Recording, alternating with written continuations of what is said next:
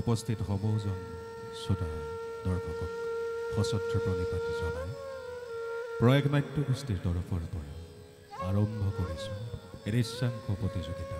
এতে দৃশ্যাংক যিজনা গুৰুৰ গুৰু শ্ৰীমন্ত শংকৰদেৱে অসমীয়াক গীত দিলে, নাট দিলে, ধৰ্ম দিলে, সংস্কৃতি দিলে, সৰ্বোপৰি এটা জাতিৰ পৰিচয় দিলে, সেইজনা গুৰুৰ আৰ্শিক শিৰে তুলি আহক তেওঁকেই স্মৰণ কৰোঁ। তেওঁৰে প্ৰিয় শিষ্য শ্ৰী শ্ৰী মাধৱদেৱৰ এটি গুৰু ভতিমাৰে। জয় গুৰু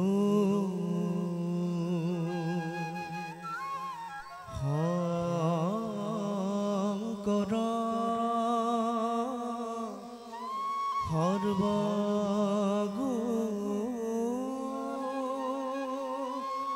নাকৰ জাকেৰি নাহি কেও পাব তুহাৰি চৰণে ৰেণু হত গুটি বাৰে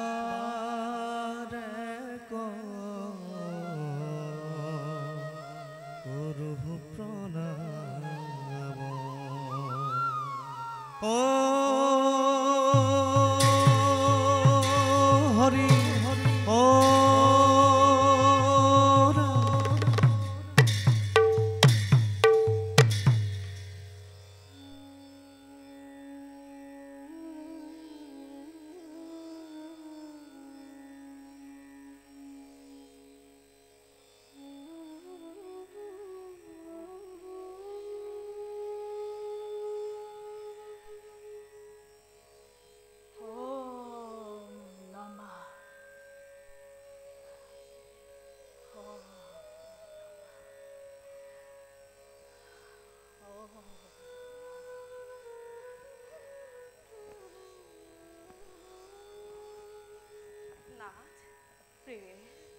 আজি বাৰু ইমান পলম কিয় কৰিছে বাচাই?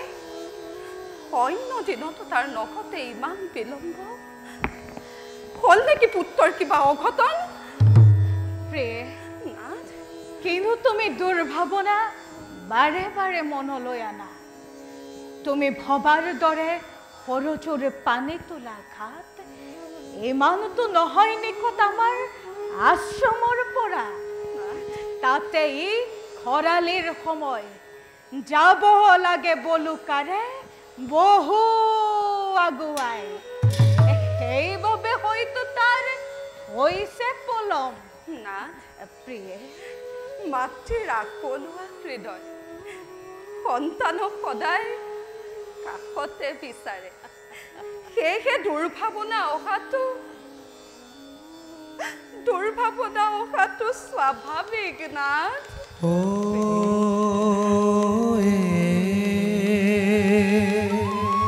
কান্ধে লয়া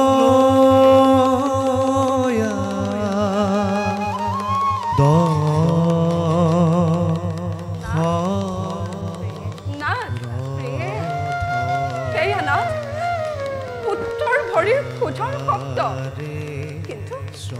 কিন্তু সি আজি ইমান ধীৰে ধীৰে আহিছে কিয়? ইমান বয়স হৈছে তাৰ। এই কোমল বয়সতে সি আমাৰ পূজা কঢ়িয়াবলগীয়া হৈছে। প্ৰতিদিনে কাম কৰি কৰি সি হয়তো পৰিছে ভাগৰি। না তাতে খৰালিৰ সৰজুখনে যায় বহু আঁতৰি। সেইবাবে হয়তো সি আহিছে ধীৰেৰে। আহ বাচা আহ।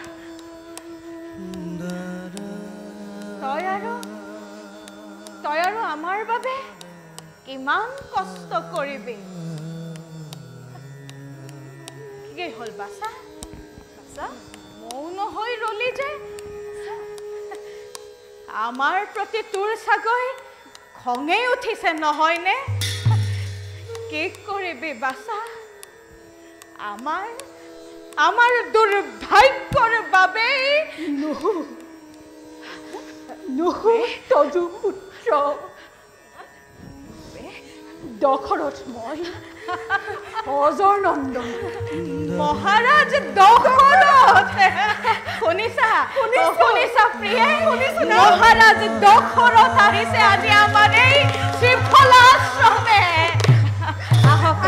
আহক ৰাজন আহক স্বাগতম ৰাজন স্বাগতম শুনিলো ৰাজন অযোধ্যাৰ দুৰ্দিন আঁতৰালে নিজ বাহুবলে কিন্তু ৰাজন আপোনাক তৃণাসন দিবলৈ পুত্ৰও যে নাই আশ্ৰমত আজি গৈছেহি আনিবলৈ আমাৰ বাবে সৰজুৰ নিৰ্মল জল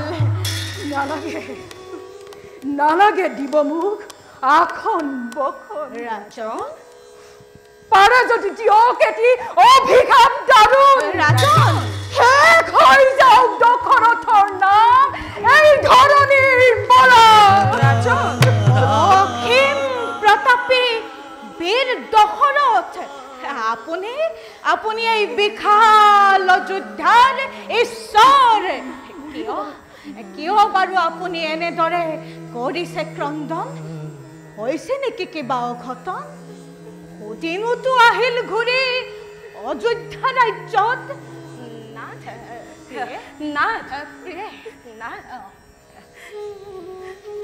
শুনিছো পুত্ৰৰ মুখে হয়তবি পুত্ৰক দশৰথ নিপতি সেয়ে হয়তো পুত্ৰ লাভৰ উপায় বিচাৰি আহিছে আমাৰ আশ্ৰমে জগন্নাথ পুত্ৰ লাভৰ উপায় দি কৃতাৰ্থ কৰক নাথ কৃতাৰ্থ কৰক ৰাজন নালাগে মোক পুত্ৰ ৰতন ৰাজন কাৰোবাৰ পুত্ৰক শেষ কৰি নিবিচাৰো আৰু মই সন্তানৰ সুখ কাৰোবাৰ পুত্ৰক শেষ কৰিলে কিন্তু কাক ৰাজন কোন সেইটো দুৰ্ভগীয়া জগতৰ মাজে কিবা নাম পিতৃ মাতৃৰ কিবা তেওঁৰ আছিল অপৰাধ কিন্তু অনুতাপৰ অশ্ৰু জ্বলে বলিছে বচন কক ৰাজন কাক শেষ কৰিলে কক ৰাজন কাক শেষ কৰিলে কম শুনিবৰ ৰাজন মুখেৰে মোৰ আজি নুনাই বচন ৰাজন প্ৰভাতৰ এটি কুক্ষণ আহিছিলো মৃগয়াৰ সেতু সেই সৰজুৰ তীৰৰ ঘনঘোৰ অৰণ্যৰ মাজে ৰাজন দুৰ্লভ এটি হৰিণৰ সন্ধান কৰি কৰি উপস্থিত হলো মই সৰজু নদীৰ কিছু অদূৰত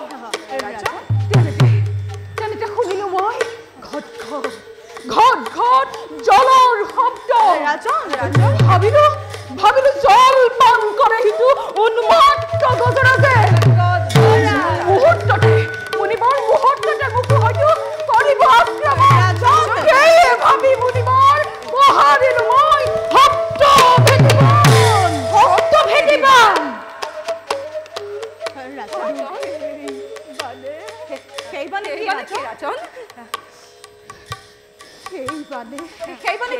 ৰাজন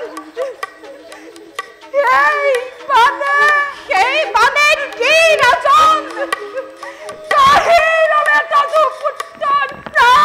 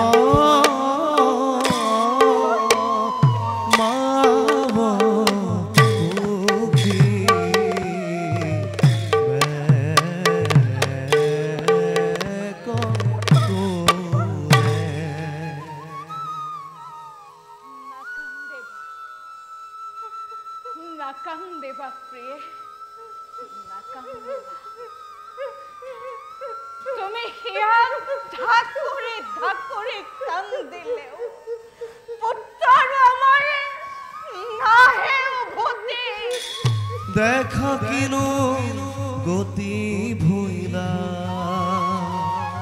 অন্ধা মহাপতি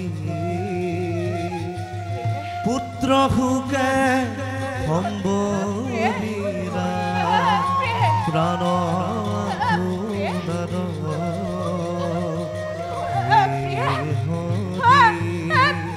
দেখিতে লাগে দেখিতে দুঃখ লাগে দেখিতে দুঃখ লাগে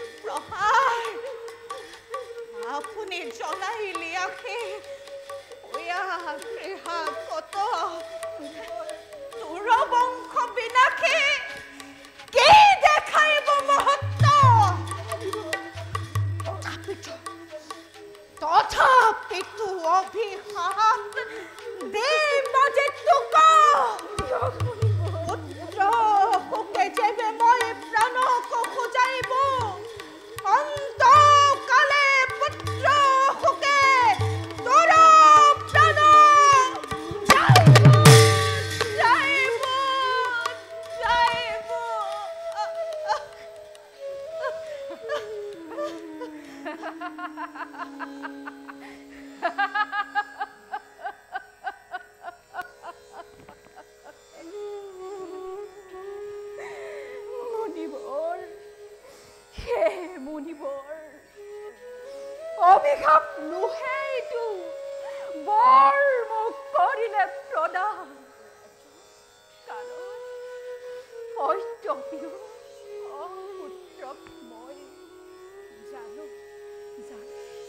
জানো ৰাজন, ভালদৰে জানো মই অত্যপেও অপুত্ৰক তুমি,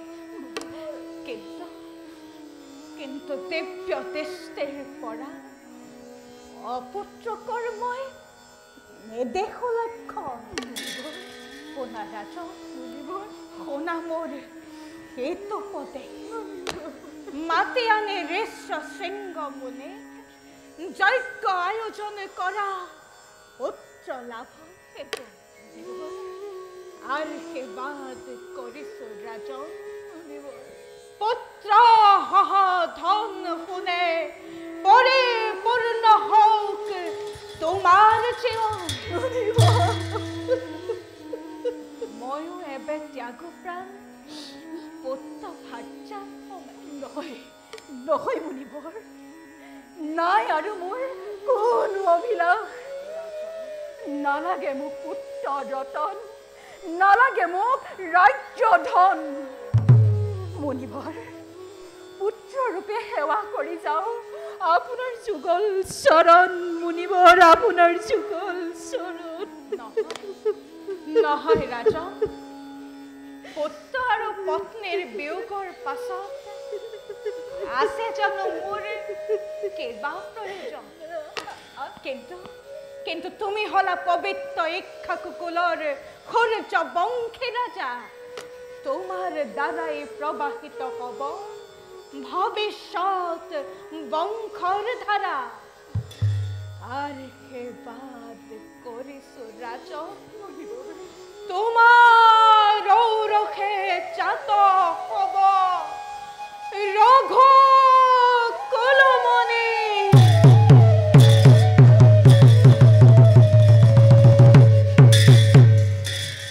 দুষ্টক বিনাশে জগতত শান্তি ধৰ্ম পৰিপস্থাপক। ৰাজন, ৰাজন লোৱা মোৰ শ্ৰীফল আশ্ৰমৰ দুটি ফল আশীৰ্বাদ ৰূপে কৰিবা গ্ৰহণ। দিয়ক মুনিবৰ, দিয়ক। অশেষ কৰিলে কৃপা মহামান্য ত্ৰিকালজ্ঞ হে ঋষিবৰ। আপোনাৰ চৰণত জনাইছো সহস্ৰ প্ৰণাম। ৰাজন, মুনিবৰ, আছে এটি মোৰ শেষ অনুৰোধ নহয় ঋষিবৰ, আদেশ কৰক মাত্ৰ দাসৰ প্ৰতি। যেবে মই ত্যাগে যাম নশ্বৰ কৰে। মুনিবৰ, তুমি যেন পুত্ৰৰূপে পেট কাৰ্য কৰা সমাপন। মুনিবৰ, সেয়ে মোৰ শেষ বাক্য কৰিবা ৰক্ষণ। বাছা প্ৰিয়ে, ময়ো আহিছো তোমালোকৰ সমে। বেদাই বসুন্ধৰা,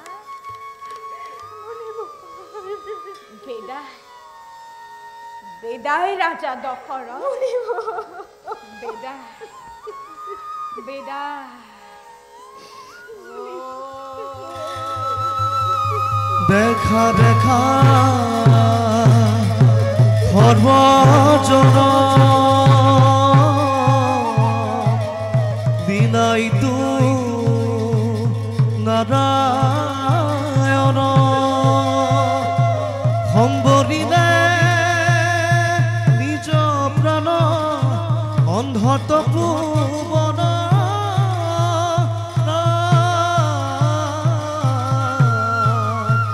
হৰি হৰি হৰি তান সংগে চলি যাই অন্ধা মহা হতি। হৰি হৰি বুঢ়া হবে পাপ সকধু গতি প্ৰাণ। হৰি হৰি হৰি হৰি হৰি হৰি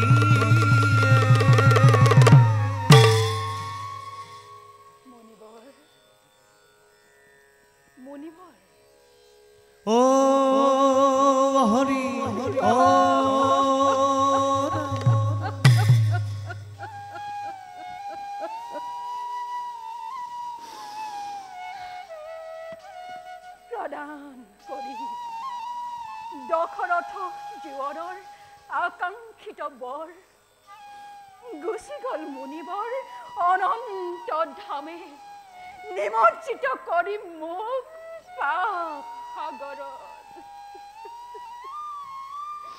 হে প্ৰভু, তুমি মোৰ কপালত ইয়াকে লিখিলা। যা মুনিবৰৰ সহিতে পুত্ৰ ভাৰ্যাৰ সৎকাৰ কাৰ্য কৰো সমাপন। যা লোক সুৰি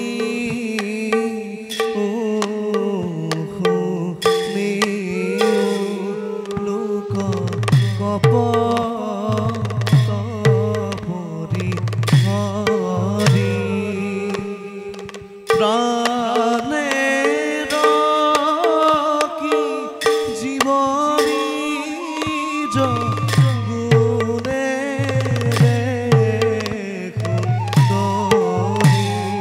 লোক সুৰি